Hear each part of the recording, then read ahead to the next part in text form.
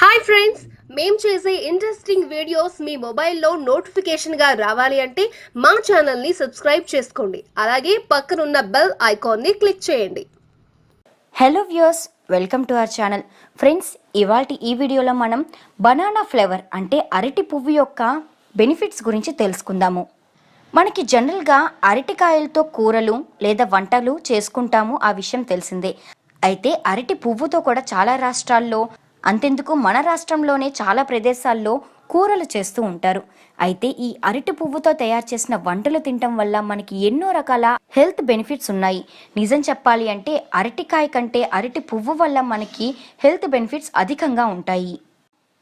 అసలు ఈ అరటి పువ్వు అనేది కొలంబియాలో యాండెస్ అనే ఒక పర్వతము పైన అధికంగా లభిస్తుంది మనకి. అంటే అక్కడ అన్ని అరటి చెట్లే. ఆ అరటి చెట్టు దగ్గర అరటి పూలు అధిక సంఖ్యలో లభిస్తాయి. అసలు ఇదివరకటి కాలంలో మనకి అరటి పండు అంటే ఏంటో కూడా తెలీదు.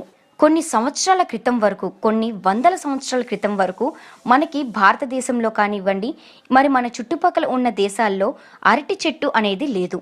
అయితే ఈ కొలంబియా నుండే మనకి ఈ అరటి పళ్ళు అనేవి వచ్చాయి. అక్కడి నుండే ఈ అరటి పువ్వులు కూడా మనకి స్టార్ట్ అయ్యాయి. అరటి పండ్లు, అరటి కాయలతో మనం చేసుకునే వంటకాలు మనకి తెలిసిందే. అరటి పువ్వుల వల్ల మనకి వచ్చే ఉపయోగాలు సైంటిస్టులు రీసెర్చ్ చేసి చెప్పిన తర్వాత నుండే ప్రయోజనాల్ని తెలుసుకున్నాక మన భారతదేశంలో దీన్ని ఉపయోగించడం మొదలుపెట్టారు. మరి ఆ ప్రయోజనాలు ఏంటో ఇప్పుడు మనం తెలుసుకుందాము.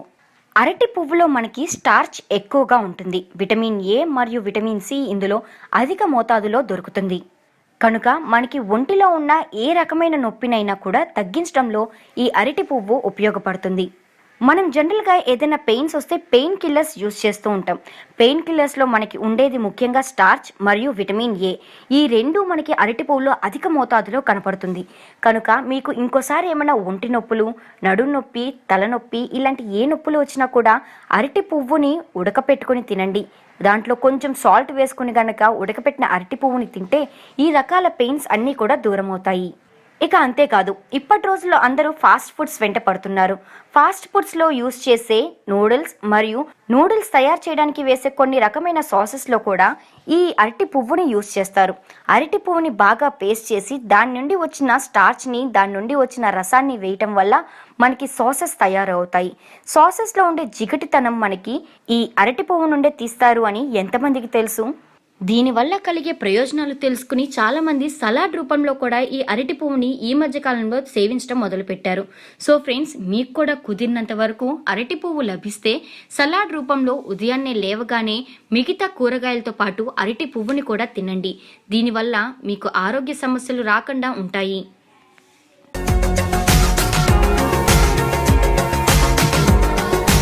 మరిన్ని అప్డేట్స్ కోసం మా ఛానల్ని సబ్స్క్రైబ్ చేయండి.